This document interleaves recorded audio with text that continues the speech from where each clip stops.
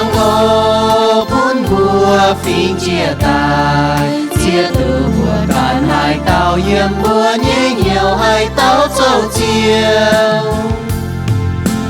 Chúa lưu chiều chiều Giêsu ra kênh mãi mãi hai tàu mai nhiều khó liên bùa tôm suy miên.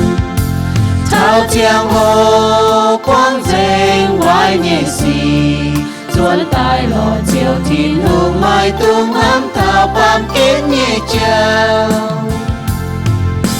Dẫu buồn bùa bia thiên tòng, xét mùi mai làm cao tòng chữ đó tế nhựa yên liu siêu khâu.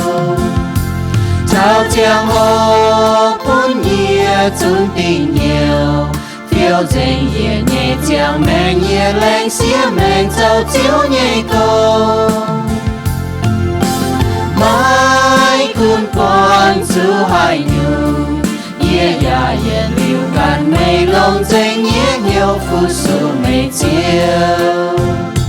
Thao giang hồ bốn nhia chung tình nhiều, phiêu dành nhẹ nhẹ chàng mèn nhẹ lành xía mèn châu chiếu nhẹ câu. Mai cuốn con giữ hai nhu, nhẹ ya yên liu gan mây lông dành nhẹ nhiều phút sự mây chiều.